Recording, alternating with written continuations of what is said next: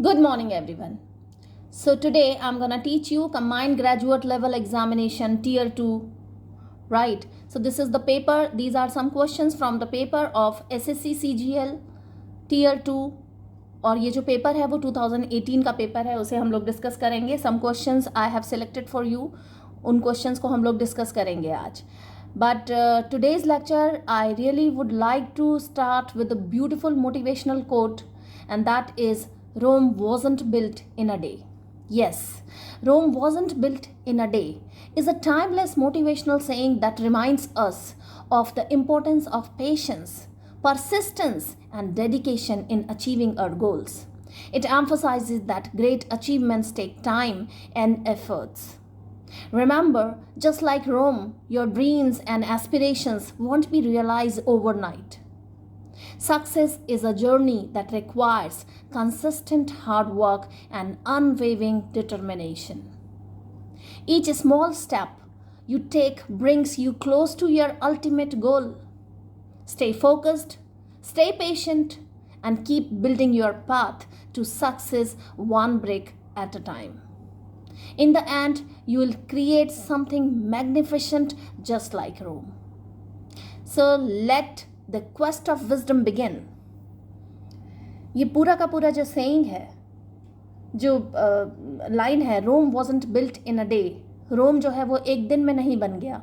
एक मैग्निफिशेंट रोम है, बहुत ही मार्वलस रोम का जो रोमन आर्किटेक्चर है, इट इज़ रियली मार्वलस, बहुत ही मैग्निफिशेंट है. तो वो एक रात में एक दिन में नहीं बन गया. उसको बनाने के लिए स्टेप बाय स्टेप धीरे धीरे हार्ड वर्क करना पड़ा है, अनवेविंग डिटर्मिनेशन दिखाना पड़ा है, बहुत ज़्यादा पेशेंस रखना पड़ा है, परसिस्टेंस के साथ में काम करना पड़ा है, डेडिकेशन दिखाना पड़ा है आपको, तब जाके वो गोल अचीव हुआ है. Same thing with you. If you are preparing for SSC CGL, you should be very much determined. You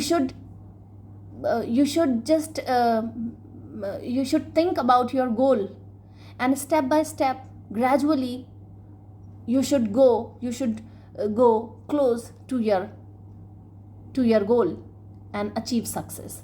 तो ये चीज़ें डे टू डे एफर्ट्स के साथ में बहुत पेशेंस के साथ में जब आप वर्क करते हो, एक अच्छा सा स्केड्यूल बना के जब आप वर्क करते हो, आप अपने टाइम टेबल को फॉलो करते हो, तब जाके आपको सक्सेस मिलती है. और यही इसी कोट के साथ में, इसी सेइंग के साथ में आज का लेक्चर शुरू करते हैं. सो चलिए फर्स्ट क्वेश्चन हम लोग सॉल्व करने की कोशिश करते हैं यहाँ. So question says, choose the most appropriate, right? Choose the most appropriate option to change the narration, direct या indirect. ठीक है, direct oblique indirect of the given sentence. तो what is the sentence? Her mother said, comma, inverted comma, we must have a party to celebrate your promotion. Full stop, inverted comma, closed. ठीक है. So her mother said. ये जो her mother है वो subject है इसमें. ठीक है, एक रिपोर्टेड वर्ब होती है और एक रिपोर्टिंग स्पीच होती है, रिपोर्टिंग वर्ब होती है और रिपोर्टेड स्पीच होती है. तो हर मदर सेड क्या है? रिपोर्टिंग वर्ब है. और we must have a party to celebrate your promotion, ये है रिपोर्टेड स्पीच. तो हर मदर सेड में जो सब्जेक्ट है वो हर मदर है. ठीक है. अब we must have a party to celebrate your promotion, तुम्हारे प्रमोशन के लिए हमें कोई पार्टी सेलिब्रेट करनी चाहिए. इसको कैसे चेंज करेंगे? वी मस्ट हैव, ये जो वी है वो फर्स्ट पर्सन है, आई और वी फर्स्ट पर्सन होता है, तो वो चेंज होगा सब्जेक्ट के हिसाब से. तो वी जो चेंज होगा वो सब्जेक्ट के हिसाब से चेंज होगा, तो हर मदर में चेंज हो जाएगा. ठीक है, हर मदर. अच्छा, इसके जो ऑप्शंस दिए हुए हैं, इस ऑप्शंस में थोड़ा सा गड़बड़ है. यहाँ पर they must have a party to celebrate her promotion लिखा हुआ है. आई थिंक यहाँ दे नहीं आना चाहिए, यहाँ हर मदर या फिर हर आना चाहिए था.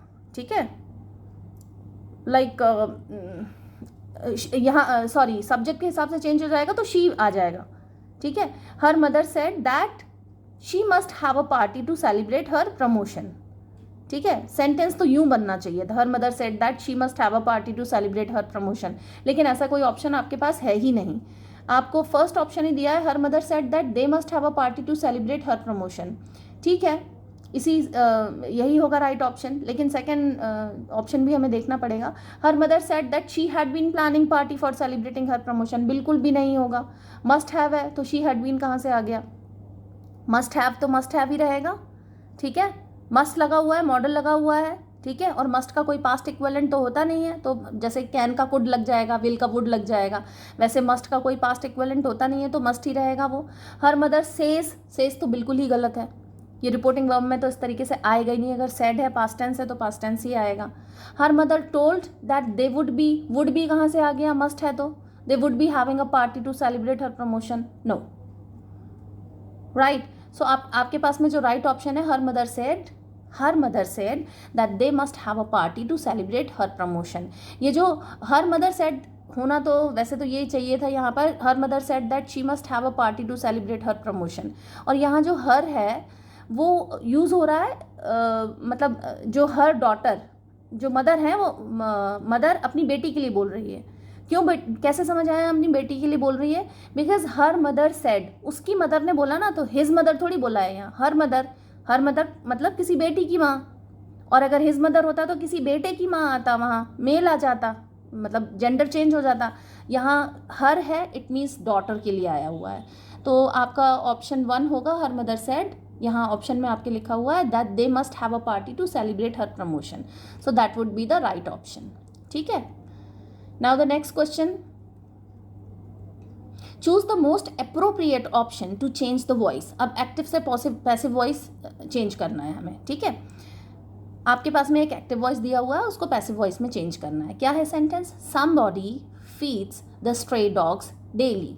Somebody feeds the stray dog daily. ये जो समबॉडी है ये कई बारी नहीं आता है, जैसे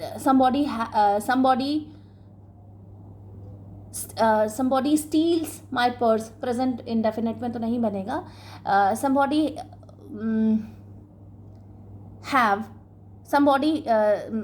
has stolen my purse, तो यहाँ पर जब हम इसको पैसिव बनाएंगे तो पैसिव में नहीं आता है, ये somebody करके नहीं आता है, लेकिन ले रख भी सकते हैं, इसे ग्रामेटिकली गलत नहीं है।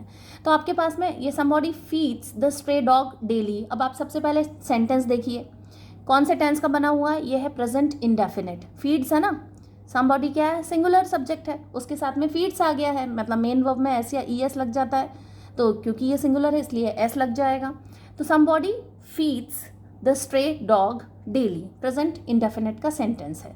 अब यहाँ पर feeds the stray dog, ये जो stray dog है ये क्या है, somebody feeds the stray dog daily, तो हम stray dog से ही स्टार्ट करेंगे सेंटेंस जब पैसिव बनाएंगे तो the stray dog is fed इसका वर्ब का थर्ड फॉर्म है, feed का थर्ड फॉर्म fed है।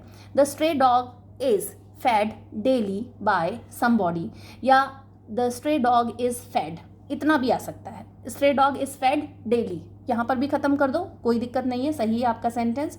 the stray dog is fed daily by somebody, ये भी हो सकता है, कोई इसमें परेशानी नहीं है, दोनों ही सेंटेंस सही हैं। अब चेक कर लेते हैं, ऑप्शन 1 है आपका daily somebody has fed the stray dog, has fed से ही वो बन जाता है प्रेजेंट परफेक्ट, और प्रेजेंट परफेक्ट कैसे बन जाएगा, चाहे एक्टिव को पैसिव में आप बनाओगे टेंस तो वही रहेगा। अगर ये प्रेजेंट इंडेफिनिट का टेंस है तो प्रेजेंट इंडेफिनिट को ही दिखाएगा, तो ये तो फर्स्ट ऑप्शन तो वैसे ही गलत हो गया क्योंकि हैज़ फेड लिखा हुआ है। The stray dog was fed तो पास्ट इंडेफिनिट बन गया, पास्ट इंडेफिनिट तो हम ऐसे थोड़ी ना चेंज कर देंगे, प्रेजेंट इंडेफिनिट का है तो प्रेजेंट इंडेफिनिट में ही पैसिव बनेगा। थर्ड ऑप्शन है the stray dog is fed daily by somebody, ये आपका सही आंसर है। The stray dog will be, ये तो फ्यूचर में चला गया, प्रेजेंट इंडेफिनिट है तो प्रेजेंट इंडेफिनिट ही रहेगा, ना तो वो पास्ट इंडेफिनिट बन सकता है और ना ही फ्यूचर इंडेफिनिट बन सकता है। गॉट इट, तो राइट ऑप्शन आएगा ऑप्शन 3। अच्छा, ये एक्टिव पैसिव वॉइस और नरेशन, इनके लेक्चर आपको प्लेलिस्ट में मिल जाएंगे। फिर भी अगर कोई दिक्कत आती है तो आप कमेंट सेक्शन में कमेंट लिख के बता सकते हैं कि आपको दिक्कत आ रही है, आपको और डिटेल में अच्छा एक्सप्लेनेशन और चाहिए, आपको कुछ और नए सेंटेंसेस के साथ में नरेशन या एक्टिव पैसिव के लेक्चर चाहिए। So I will work on it, आप कमेंट सेक्शन में लिख कर बता सकते हैं, ठीक है। अच्छा, टेलीग्राम चैनल से जुड़ जाइए, बिकॉज टेलीग्राम चैनल में ये पूरे जो PDF हैं आपको, जो भी लेक्चर यहाँ पर हो रहे हैं वो PDF फॉर्म में आपको मिल जाएंगे, और इस लेक्चर के डिस्क्रिप्शन बॉक्स में आपको टेलीग्राम चैनल का लिंक मिल जाएगा। तो टेलीग्राम चैनल से जुड़ जाइए, and I request you to subscribe the channel, share it and like it. So चलिए आगे बढ़ते हैं क्वेश्चन नंबर 8 में। Question number 8 says given below are 4 jumbled sentences. 4 jumbled sentences दिए हैं। जम्बल सेंटेंसेस मतलब वो उनका जो सीक्वेंस है वो सही नहीं है, सीक्वेंस ठीक नहीं है, हमें एक सही सीक्वेंस में लेकर आना है। Pick the option that gives their correct order. अब 4 ऑप्शन दिए हुए हैं आपके पास में, तो वो ऑप्शन से आप पिक करिए कि कौन सा ऑर्डर सही ऑर्डर है। ठीक है, तो सबसे पहले हमें सेंटेंस समझना पड़ेगा। हम लोगों ने पिछले वाले लेक्चर में भी हम लोगों ने इस तरह के क्वेश्चंस किए थे, सेंटेंस जो जंबल सेंटेंस आते हैं। एंड आप लोगों के लिए एक क्लू है, सबसे पहले बिगिनिंग देख लीजिए। अगर आपको बिगिनिंग वाला सेंटेंस मिल गया है तो बहुत आसानी होती है उन ऑप्शंस को चेक करने में। ठीक है, आज का सेंटेंस भी, ये जो जंबल सेंटेंस है, ये वाली एक्सरसाइज हम इसी तरह से करेंगे। देखिए ए में क्या लिखा हुआ है, as soon as she was given the slippers. जैसे ही उसको स्लिपर्स दी, ये स्लिपर्स होता है, स्लिपर्स जो पैरों में पहनते हैं वो स्लिपर्स है। ठीक है, so as soon as she was given the slippers she broke into a dance, she broke into a dance strutting around। अब ये जो strutting around है, strutting जो होता है वो एक एडजेक्टिव होता है। स्टार्टिंग का मतलब होता है having a stiff और erect और apparently arrogant gait, मतलब एकदम ऐसे थोड़ा शोबाजी करते हुए चलना, थोड़ा सा ऐसे घमंड दिखाना, इस तरीके से दिखाना, यार वाह मेरे पास में देखो, मैं मतलब अपनी शान दिखाना, थोड़ी सी शान और शौकत दिखाना। तो दैट इज, उसके लिए वर्ड आता है स्ट्रट। ठीक है, so broke into a dance strutting around, मतलब स्ट्रटिंग अराउंड ये एक इडियोमेटिक एक्सप्रेशन है और इसका मतलब होता है walking in a proud, confident and often showy और एरोगेंट मैनर। एकदम प्राउड मैनर में कि yes I have something big, मतलब मेरे पास में कुछ ऐसा स्पेशल ये है तो मैं तो बड़ा प्राउड हूँ और कॉन्फिडेंट हूँ, लाइक दिस, है ना। जैसे शोबाजी करना, खुद को बोस्ट करना, है ना, एरोगेंट मैनर में चलना, तो वो उसे बोलते हैं, उसके लिए एक इडियोमेटिक एक्सप्रेशन आता है, एंड दैट इज स्ट्रटिंग अराउंड। तो she broke into a dance strutting around in her first ever pair of slippers। First ever पैर ऑफ स्लिपर्स, उसके जो पहले पैर थे, जो स्लिपर्स का जो एक पैर होता है ना, 2 स्लिपर्स होती हैं, तो उसके जो फर्स्ट एवर पैर ऑफ स्लिपर्स, इसके पहले उसके पास कोई पैर ऑफ स्लिपर्स थे ही नहीं। ठीक है, ये पहले ही पैर ऑफ स्लिपर्स हैं। As soon as she was given, ये बिगिनिंग तो नहीं हो सकती, जैसे ही उसको वो मिला, उसको वो दिया गया, पैसिव है, ये भी पैसिव वॉइस में लिखा हुआ है। As soon as she was given the slippers, जैसे उसको स्लिपर्स दिए गए, तो इसके पहले कुछ ना कुछ तो आएगा सेंटेंस। ए जो है वहाँ से बिगिनिंग तो नहीं हो सकती। अब बी पार्ट देखिए, the story may seem strange, this story may seem strange but it is a fact that in many villages of India people don't have anything to put on their feet। ये story बड़ी strange हो सकती है, strange अजीब सी लग सकती है, लेकिन इंडिया में कई सारे विलेज ऐसे हैं, गांव ऐसे हैं जहाँ पर लोगों को पैरों में पहनने के लिए चप्पल या कोई भी चप्पल जूते ऐसा कुछ भी नहीं है उनके पास, राइट। सो दिस स्टोरी में हो सकता है यहाँ से बिगिनिंग हो, बी ऑप्शन से शुरुआत हो सकती है। ठीक है, थर्ड देखिए, सी देखिए, गूंज a leading NGO of India runs a cloth for work scheme and gives clothes and useful items in exchange for work done। कुछ वर्क किया कराया है। गूंज जो एक NGO है, उन्होंने कुछ वर्क कराया है लोगों से, और उस वर्क करने के बदले में उनको कुछ क्लोथ्स और यूजफुल आइटम्स दिए हैं, एक्सचेंज किया है उन्हें। ठीक है, यहाँ से भी हो सकती है beginning. And D, recently as part of the scheme an old lady in a Madhya Pradesh village was given a pair of slippers। So recently as a part, यहाँ से start तो नहीं हो सकता। Recently as the part of scheme, क्योंकि as the part of scheme तो scheme के बारे में कुछ तो बताया होगा। ठीक है, या तो B से स्टार्ट होगा या C से। अब देख लीजिए, B वाला तो कोई ऑप्शन है ही नहीं, C के 2 ऑप्शन है। सी के 2 ऑप्शन है, तो सी से स्टार्ट हो रहा है इसका मतलब, डी से तो स्टार्ट हो गई नहीं रिसेंटली, सी से स्टार्ट। तो Goonj a leading NGO of India runs a cloth for work scheme and gives clothes and useful items in exchange for work done. 2 option है, एक में सी के बाद ए है और दूसरे में सी के बाद डी है। सी के बाद ए देखते हैं जरा। सी के बाद में अगर हम ए देखेंगे तो as soon as she was given the slippers she broke into a dance strutting around in her first ever pair of slippers. नहीं, गूंज लीडिंग एनजीओ है और वो एक्सचेंज कर रहा है और फिर जैसे ही उसको पेयर ऑफ स्लिपर्स दिए गए तो वो एकदम नाचने लगी। Not like that. सी के बाद में ए तो नहीं आएगा, एलिमिनेट कर दीजिए ऑप्शन बी को। ऑप्शन 3 है सी डी। तो Goonj a leading NGO of India runs a clothes for work scheme and gives clothes and useful items in exchange for work done. इसके बाद recently as part of the scheme an old lady in Madhya Pradesh village was given a pair of slippers. बिल्कुल ठीक। उसके बाद में ए आ जाएगा, ये रहा ए। As soon as she was given the slippers, she broke into a dance, strutting around in her first ever pair of slippers. और last में आ जाएगा B.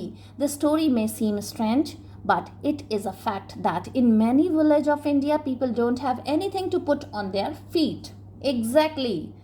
So आपका ऑप्शन आएगा 3 C D A B. Okay. Next question is identify the best way to improve the underlined part of the given sentence. Sentence में एक underlined part है, उसको improve करना है. If there was no improvement required, select no improvement. अगर कोई improvement नहीं है तो आपको no improvement select करना है, right? So जो sentence है वो ये है, sentence आपका है she is very good sprinter. She is very good sprinter. ठीक है, she is very good sprinter. I can't run as fast as she does. She is very good sprinter. वो एक स्प्रिंटर, ये देखिए आपको एक पिक्चर दिखाई हुई है। स्प्रिंटर कौन होते हैं? स्प्रिंटर इज अ नाउन, ये एक नाउन है। इसका मतलब होता है athlete who races over short distances. जो शॉर्ट डिस्टेंस की रेस होती हैं वो ऐसे एथलीट को हम स्प्रिंटर बोलते हैं। ठीक है, she is a very good sprinter, right. Sentence आपका है she is a very good sprinter. I can't run as fast as she does. I can't run as fast as she does, correct है ये, कहीं कोई गलती नहीं है इसमें। I can't run as fast as she does या I can't run as fast as she can, दोनों सेंटेंस सही हैं, नो प्रॉब्लम, बिल्कुल कोई इसमें इम्प्रूवमेंट की ज़रूरत ही नहीं है। जो बाकी के 3 ऑप्शन हैं हमें देखने पड़ेंगे उन्हें। So second option says like she is doing, बिल्कुल नहीं आएगा। कैंट रन, सिंपल प्रेजेंट में बात हो रही है तो इज़ कहाँ से आ गया। एज शी डूइंग, बिल्कुल गलत है। एज शी डू, शी के साथ में डू नहीं आएगा। सिंपल प्रेजेंट की बात हो रही है, शी के साथ डज आएगा। ठीक है, तो नो इम्प्रूवमेंट, कोई इम्प्रूवमेंट की ज़रूरत है ही नहीं यहाँ। Okay, so next question, given below are 4 jumbled sentences. 4 jumbled sentences हैं, जैसा अभी हम लोगों ने एक क्वेश्चन किया वैसा ही है। Pick the option that gives their correct order. Order में नहीं है, करेक्ट ऑर्डर में नहीं है, राइट। तो हमें 1 बाय 1 देखना है और उसका करेक्ट ऑर्डर लिखना है।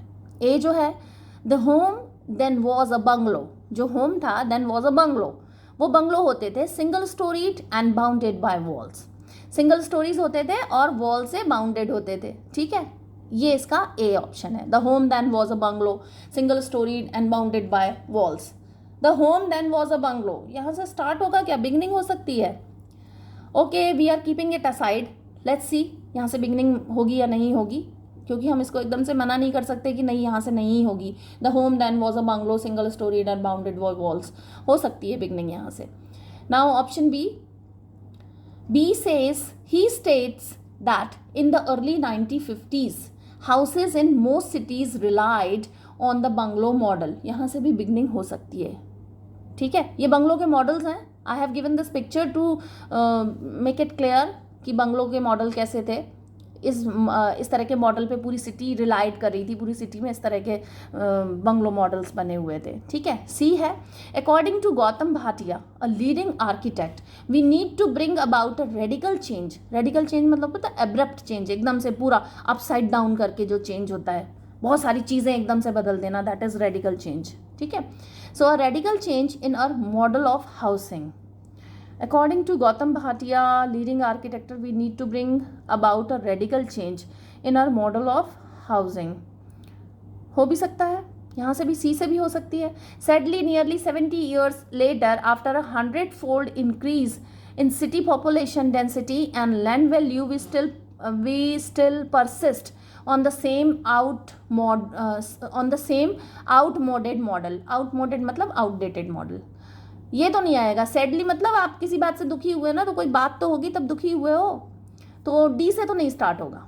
ठीक है, स्टार्ट जो सही स्टार्टिंग हो सकती है वो सी से हो सकती है, डी से तो स्टार्टिंग नहीं होगी. और देखिए आपके चारों ऑप्शंस में बाकी 3 तो सी से ही स्टार्टिंग है. एक में सी के बाद में डी है, देन सी के बाद में बी है, सी के बाद में अगेन डी है. तो सी के बाद डी एक बार अरेंज करके देखते हैं अगर डी आ रहा है क्या, क्योंकि दोनों ऑप्शन में आपके सी के बाद में डी ही है. तो according to Gautam Bhatia, leading architect, we need to bring about a radical change in our model of housing. Sadly, nearly 70 years later, after a 100-fold increase in city population density and land value, we still persist on the same outmoded model. नहीं, फिर ये दो sadly near एकदम से नहीं आ सकता, क्योंकि फिर ये वाले कहाँ, given below are the 4 jumbles, the home then was a bungalow single storeys and bounded by walls, इनको कहाँ पर लिखा जाएगा. तो ये दोनों ही ऑप्शन गलत हैं. सी के बाद डी नहीं आएगा, सी के बाद आएगा B. What is B? Let's see. The B is, he states that in the early 1950s the houses in most cities relied on the bungalow model. C के बाद में आएगा बी एंड देन आएगा A. So A will be at home, sorry, the home then was a bungalow, single storied and bounded by walls. And the last one is D. Sadly, nearly 70 years later, after a 100-fold increase in city population density and land value, we still persist on the same outmoded model. Outmoded मतलब outdated. So, ये आपका option आएगा 1, C, B, A, D. This will be the answer. Okay. सो ये इस तरह के जो questions आ जाते हैं आपके पास में सेंटेंस का सीक्वेंस लगाने के लिए, सबसे पहले देखिए बिगिनिंग कहाँ से हो रही है. बिगिनिंग होने के बाद में सीक्वेंस देखते चलिए. पूरा सेंटेंस, पूरी जो बात कही जाएगी वो एक के बाद एक ही होगी, उसका सीक्वेंस क्या होगा. ये तो बड़े आसान सेंटेंस होते हैं, थोड़ी प्रैक्टिस अगर आप कर लेंगे तुरंत आपको चीज़ें समझ में आने लग जाएंगी. Right. So again I am saying, channel को सब्सक्राइब कीजिए, शेयर कीजिए, लाइक कीजिए. Keep learning. Thank you so much.